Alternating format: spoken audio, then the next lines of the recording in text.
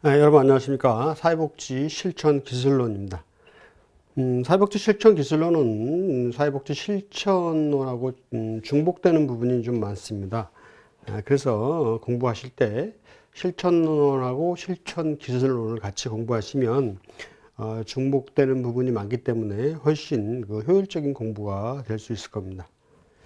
먼저 이제 알아볼 것이 이제 실천 개념의 이해인데요.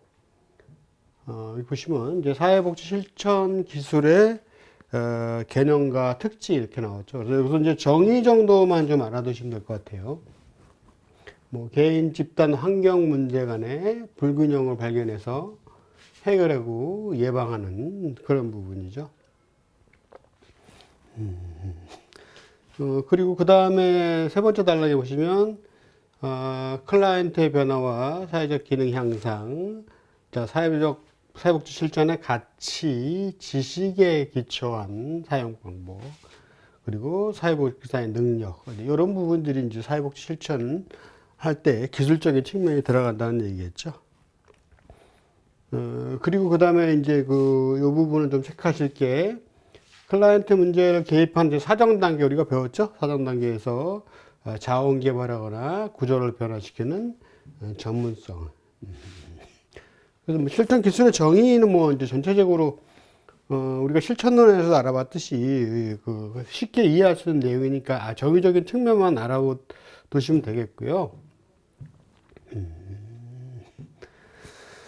뭐 그다음에 이제 기술의 특징도 유사하죠. 뭐 사회복지 실천 각 특정 사항에 맞게 기술을 선택하는 거고, 다양한 이론과 방법을 특정 상황 문제에 제기하고, 그래서 여기서는 중요한 게 이거죠. 사회복지 실천에 방금 나왔죠. 가치와 지식에 근거를 한다. 그래서 실천 기술은 사회복지사의 기본 자질로부터 영향을 받지만 지식을 기반으로 하기 때문에 개발하고 학습이 가능하다. 이게 이제 하나의 이제 특징이 되겠죠.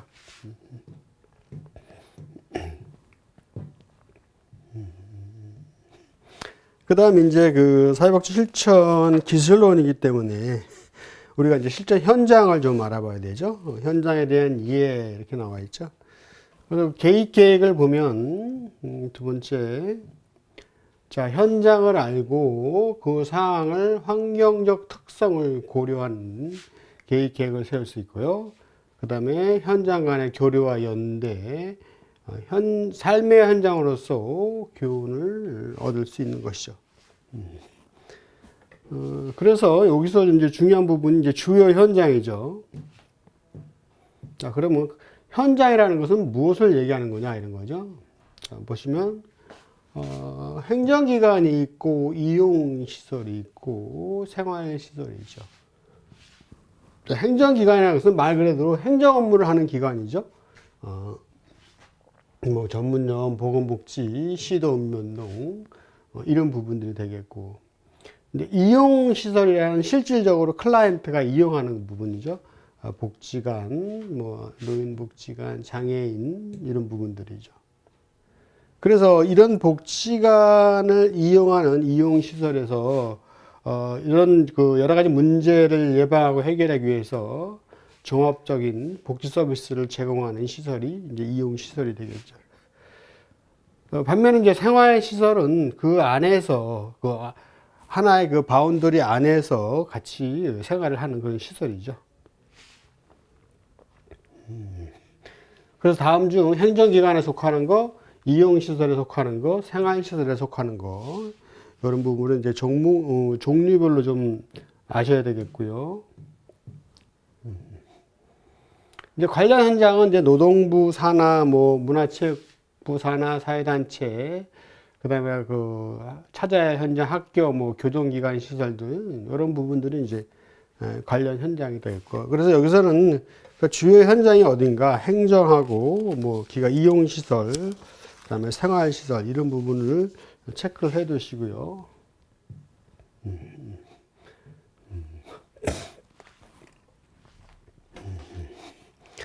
그 다음에 이제 사회복지 서비스 실천에 있어서 직접하고 간접이 있는데요. 이것은 무슨 얘기냐면, 직접 실천이라는 것은 그 클라이언트하고 워커 간의 이제 상호작용이죠. 사회복지사의 뭐 개별이나 집단 사회사업 무당의 그 문제를 가진 사람과 어떻게 직접적으로 만나고 해결에 도움을 주는 거죠. 그러면 이제 간접은 뭐냐? 자, 이런 클라이언트와 워커 간의 문제에 대해서 필요한 자원을 도와주는 부분이죠. 그래서 정책이나 행정, 그 사회복지에 필요한 기반이 되는 여건을 조성해 준다는 거죠. 자, 간접과 직접에서 이해 가시겠죠?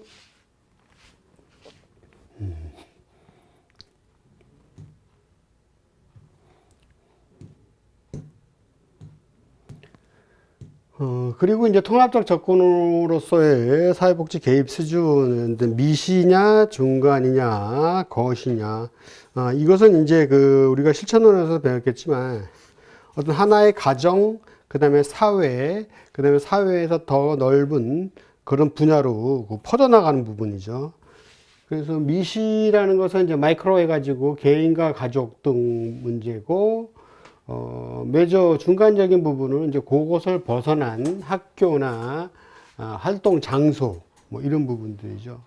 그리고 이제 그 매크로는 전체 지역, 기관, 조직들을 대상으로 하는 이런 부분이죠. 그래서 미시적으로 접근할 것이냐, 그 다음에 중간적으로 접근할 것이냐, 거시적으로 접근할 거냐, 이런 각각 수준에 따라서 사회복지 서비스를 제공하는 거죠. 그래서 우리가 사회복지 실천 기술에서 강조되는 것은 일단은 이제 전문성이죠. 사회복지는 전문성이 있어야 지식에 기반해서 서비스를 제공할 수 있다 그랬잖아요. 그래서 사회복지 실천은 전문 분야고, 그래서 독특한 전문 기술이 반드시 이제 강조되어 있는. 그러니까 이 전문 기술을 꼭 갖고 있어야 된다는 얘기죠. 이것은 이제 뭐 클라이언트 여러 가지 다양한 문제가 그 복잡해짐에 따라서 그 사회복지사의 계획 기술도 많이 향상되어야 되고 전문성과 깊은 관계를 가지고 있죠. 그 다음에 이제 공익성이죠. 사회복지사는 물론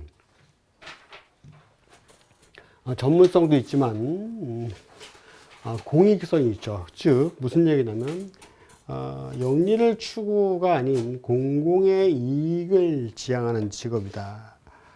그래서 사회복지 실천은 공공의 이익에 중점을 두죠. 사회복지 실천은 공공이익에 중점을 두고.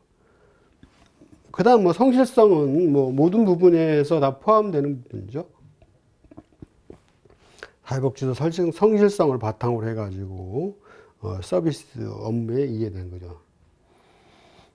그리고 특히나 이제 이 부분 좀 체크해 두세요. 또 서류보다는 인간적 교류에 의해서 결과보다는 실천의 과정을 중시한다. 그러니까 과정을 중시하고 인간의 교류를 중시한다. 이게 사회복지 실천의 하나의 성실성에 포함되는 부분이죠. 그러니까 뭐 전문성, 공익성, 성실성 다 중요하지만 특히 이제 이런 부분에 중시해야 된다. 이런 얘기겠죠.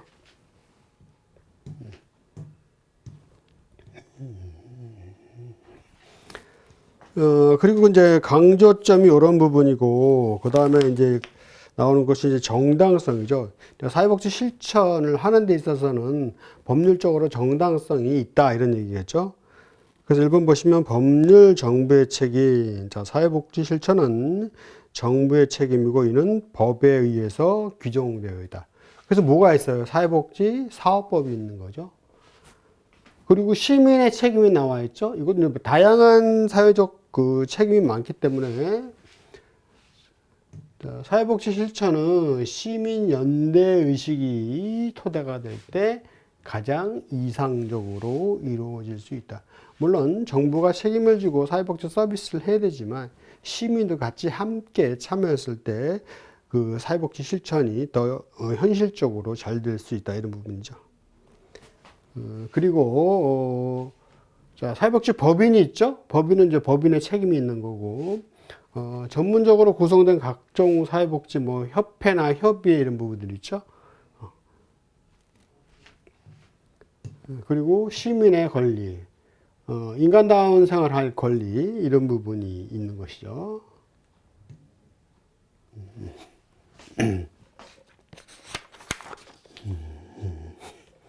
자, 그 다음에 나오는 것이 이제 사회복지 실천의 목표죠. 자, 사회복지 실천을 하는 데서는 어떻게 하고자 하는 그 목표가 있는 거죠. 그게 이제 개인을 변화시키고 또한 더 넓게 집단을 변화시키고 더 넓게 지역사회를 변화시키고 전체적으로 사회복지 정책의 변화를 이루는 거죠. 특히 이제 개인을 변화시킨다 이런 부분은 개발의 원리를 이제 강조하는 것이고, 그 다음에 집단의 변화는 사회복지사가 지원하는 것에 초점을 두고 집단의 변화를 도모하고, 특히 이제 지역사회에 계획된 변화를 위해서 전문적인 개입이 실시되는 거죠. 뭐 지역사회를 개발하고, 지역사회를 계획하고, 지역사회 행동을 이루는 이런 부분들이 이제 지역사회 변화거든요. 그리고 이제 사회복지 정책의 변화는 전체적으로 사회복지 정책의 수립과 올바른 변화를 위해서 이제 정책을 만드는 거죠. 이런 부분들이 이제 사회복지 실천의 목표다. 우리가 이렇게 보고, 그러면 전체적으로 봤을 때 그럼 사회복지의 맥락이 무엇이냐? 사회복지사는 그 사회복지 실천의 그 근거와 흐름을 구체적으로 제시하고 이를 이해함으로써 자신의 전문적인 활동의 정당성과 과정을 이제 명확히 하죠. 그래서 사회복지 제도와 행정이 그 틀 안에서 상호 보완작용이 되는 것이죠. 그래서 사회복지 정책이 있고 행정이 있는 거죠. 그래서 우리가 사회복지 정책도 배우고 행정도 배우고 법제도 배우고 이런 부분을 배우는 거죠. 그리고 또 사회복지 실무가 있는 거죠. 그런데 이런 실무라 하면 이런 정책과 행정에 관련된 여러 가지 복지 실무와 이 클라이언트와 직접 대하는 서비스 활동으로서 사회복지 실무가 있고요. 이런 범주에서 사회복지사가 클라이언트를 직접 대하면서 행하는 실무가 바로 뭐예요? 사회복지 실천이다. 그러니까 이게 현장이죠, 현장 복지죠. 자, 아시겠죠? 그리 어려운 내용은 아니고요. 자, 그 다음에 이제 2절로 가시면요. 자, 사회복지 실천의 사상, 가치, 윤리가 나오죠. 자, 이것도 우리가 이제 실천론에서 한번 다뤘던 내용이기 때문에 복습한다는 의미로 보시면 될 것 같습니다.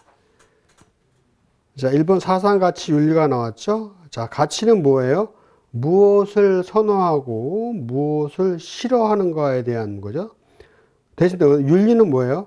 도덕적으로 옳고 그런 것.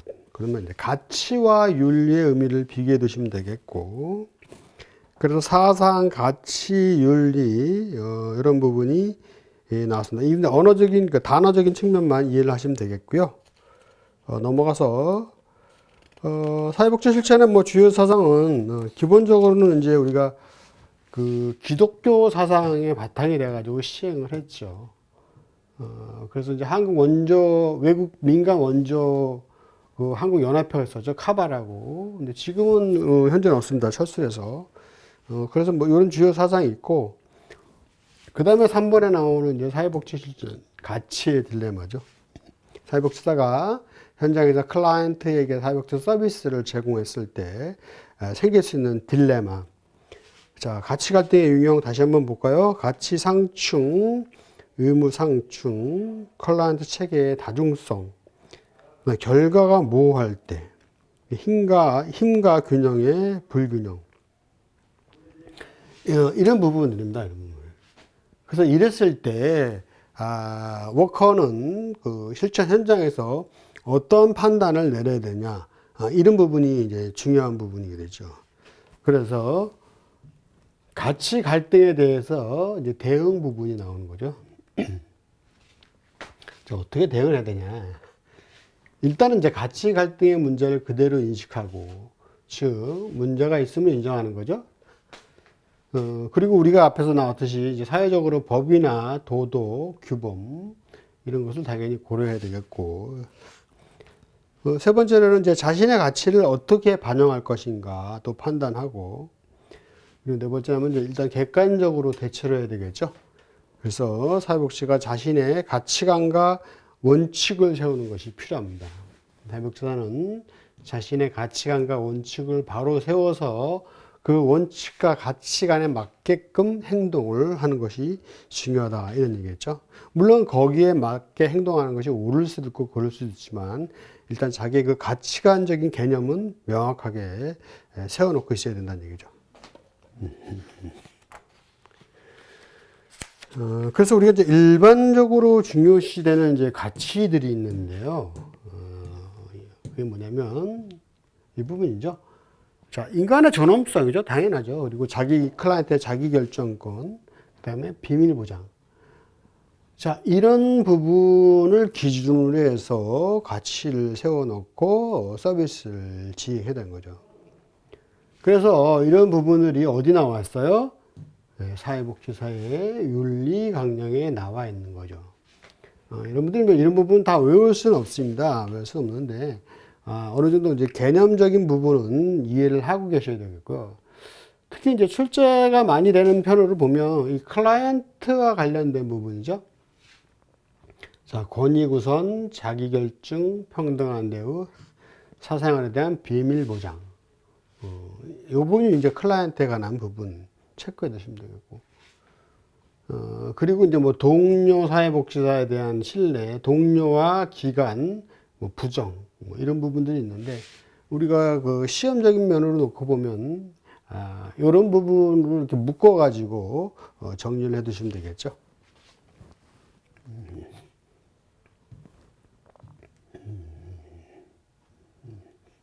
그래서 정리를 해보면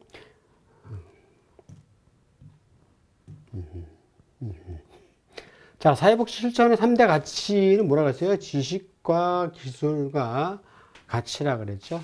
그래서 그 가치는 궁극적인 가치와 차등적인 가치로 나눈다. 요거는 이제 그 비교 출제가 자주 되는 경향이 있으니까 이 의미를 좀 잘 이해를 하셔야 돼요. 자, 궁극적인 가치라는 것은 추상적이고 다수에 의해서 쉽게 동의되는 부분, 자유나 존엄성 이런 부분이고, 이제 차당적인 것은 이제 근시적으로 찬반이 가능하고 이제 특수적인 거죠. 뭐 이런 보건 의료 서비스나 치료 거부의 권리 이런 부분이 이제 차등적이고, 그 다음에 나오는 것이 수단적이죠. 목적을 위해서 요구되는 수단을 명확하게 하는 것. 자기결정, 비밀보장, 고지된 동의 이런 거죠.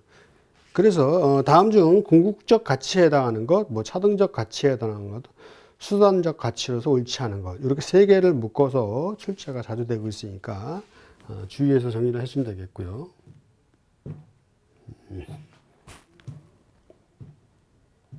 그 다음에 나오는 것이 이게 중요한 부분이죠.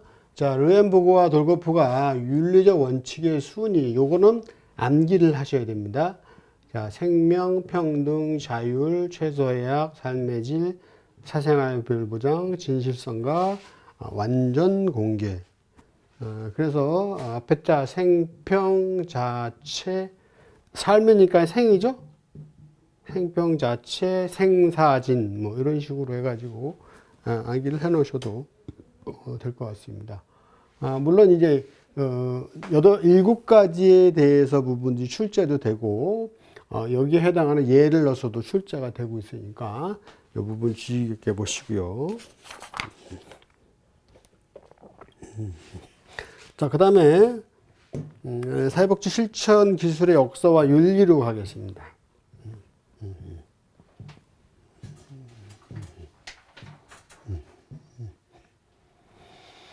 자, 사회복지 실천 기술의 역사와 윤리는 기본적으로 나오는 게 이제 자선조직협회하고 인보관 운동이죠. 자, 볼까요? 자, 자선조직협회, 자, 진화론 쪽, 약육강식이라고 그랬죠?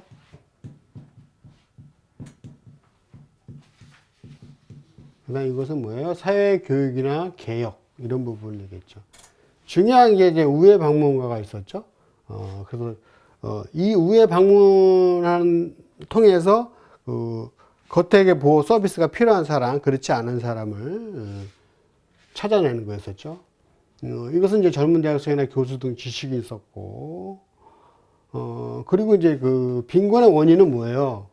빈민들의 도덕성, 개인 문제란 얘기죠. 그 다음 사회 체제의 문제라고 그랬죠. 여기는 인보운동은. 그래서 뭐 가정 방문했고, 3R, 그 다음에 빈곤 지역에 거주했다. 그래서 자선조직에 영향을 미친 것은 개별과 지역사회고, 인보가는 집단과 지역사회 복지다. 이렇게 해가지고 우리가 한번 다룬 적이 있습니다.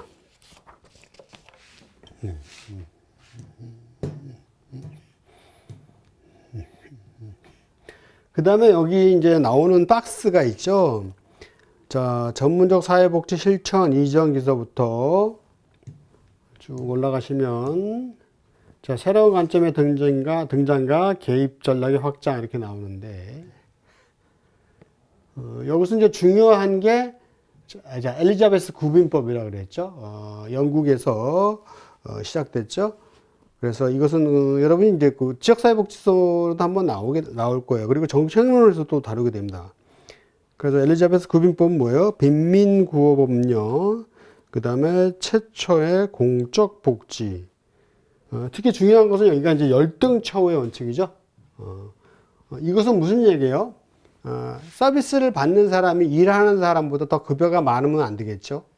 그런 부분이고. 그다음에 빈민의 국가 책임을 인정했다. 이 부분하고 이제 이 부분이 여기서는 중요한 부분이죠. 자선조직협회는 미국과 영국이 있었고요. 그래서 여기서는 뭐 우회 방문자 방금 나왔던 내용이니까 넘어가고요. 인보관도 마찬가지.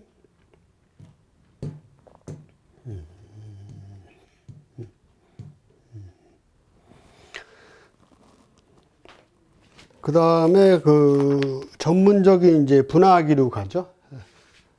그래서 사회복지 실천이 이제 전문직이 확립된 시기. 그래서 전문적인 사회사업 실천 이론 확립되고, 사회사업 조직이나 단체에 이제 거기 유급 직원이 나오죠. 이 유급 직원은 뭐예요? 이게 이제 사회복지사가 되겠죠. 그리고 이제 사회복지 실천 통합으로 가것은 그 사회복지 실천이 그동안 파편적이었었죠. 각각 떨어져 있다가 이것을 하나로 모아가지고 사회복지가 원스톱 서비스를 이루어질 수 있게끔 이렇게 진행됐던 거죠. 그 다음에 발전기로 가서는 여러 발전으로 통하다가 이제 통합이라는 이름으로 발전되고 서로 공존하고 의존하면서 발전시키고, 그 다음에 현재 들어와서는 이제 각각 복지 서비스가 굉장히 다양해지고 있는 거죠.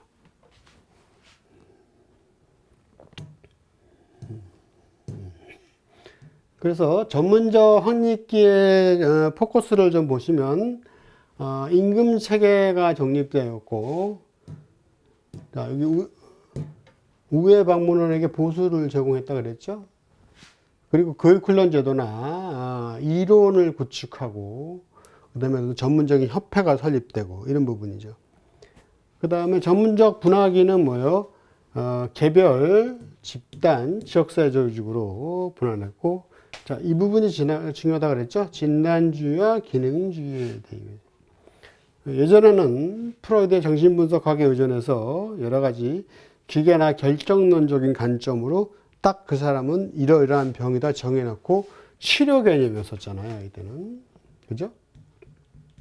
그런데 이것이, 자, 기능주의로 와서 자, 창의적이고 의지적이고 낙관적인, 그 다음에 치료보다 뭐예요? 원조, 성장의 심리학, 문제 해결 모델, 클라이언트 중심 모델, 이런 다양한 모델로 발전하게 되거죠. 그래서 나중에 배우기 쉽겠지만 이제 모델에 대해서 여러 가지 부분들이 많이 나오거든요. 그래서 그게 이제 진단에서 기능으로 넘어오면서 현대사의 모델이 배경이 된 그런 부분들이 있겠죠.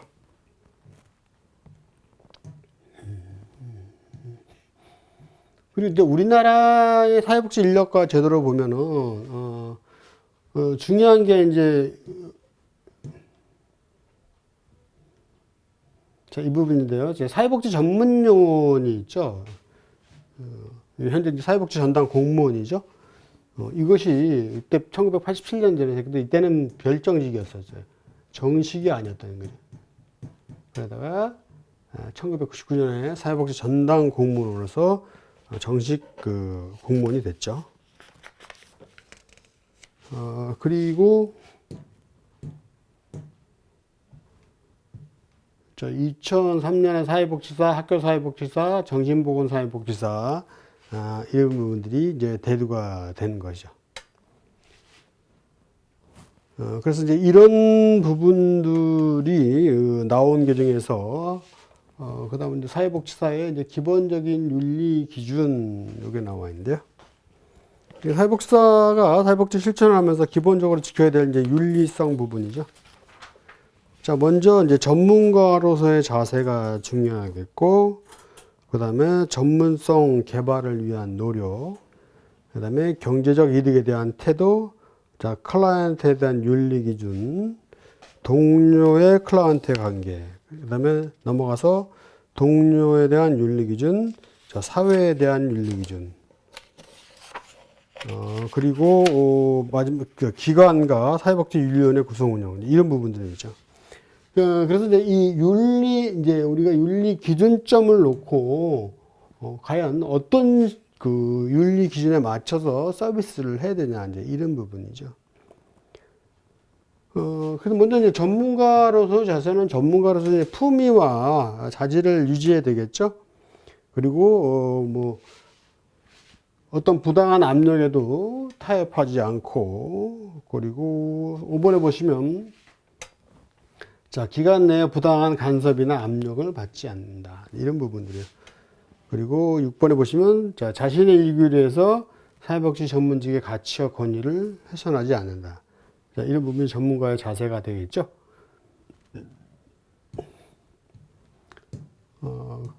그리고 이제 전문가는 이제 전문성 개발을 위해서 노력을 해야 되겠죠. 그래서 어떤 연구하는 자세로서 자발적이고 고지된 동의를 얻고 연구를 시행해야 되는 거죠.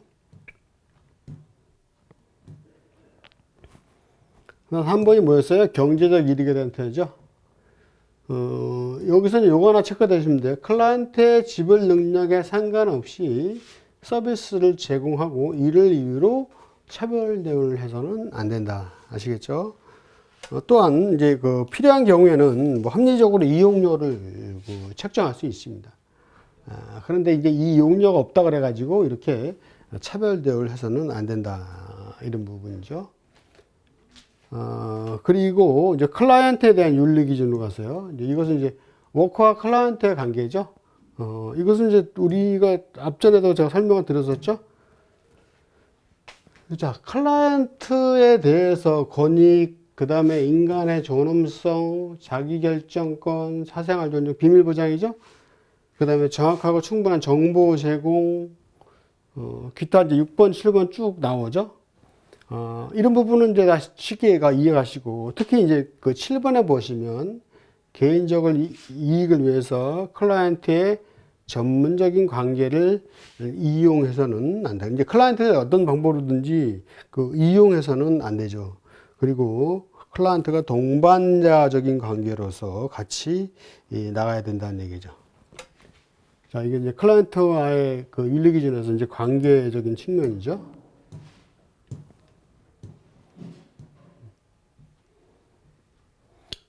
그리고 이제 동료의 클라이언트와의 관계인데요. 이것은 이제 그 클라이언트가 그 의사가 있잖아요. 그러니까 그런 거 상관없이 동료 혹은 다른 기관의 클라이언트와 전문적인 관계를 맺어서는 안 된다는 얘기죠.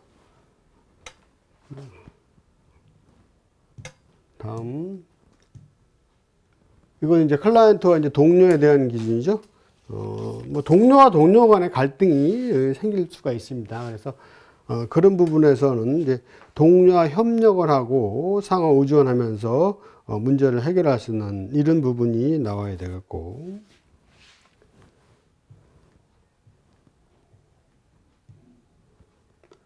그다음 사회에 대한 윤리 기준은 뭐예요? 클라이언트는 사회적 약자죠. 그래서 이제 인간 존중과 평등에 의해서 클라이언트를 존중하고 지역사회 문제를 해결할 수 있게끔 나가야 된다는 거고. 또한 이제 기관에 대한 윤리가 있죠. 뭐 기관으로서 지켜야 될 윤리 그런 부분이고. 그리고 이제 마지막으로 이제 사회복지윤리위원회가 있죠. 그래서 사회복지윤리위원회는 어떤 사회복지를 하는 데 있어서 문제가 생겼을 때 이 윤리위원회에서 어떤 행위와 진행을 하는 곳입니다. 그래서 한국사회복지협회의 윤리적 근거와 결정을 존중해야 된다. 이렇게 나왔습니다. 이런 부분들이 이제 사회복지 실천 현장에서 사회복지사가 지켜야 될 윤리 기준 부분이라 이렇게 했습니다. 네. 이번 시간은 여기서 마치겠습니다. 수고하셨습니다.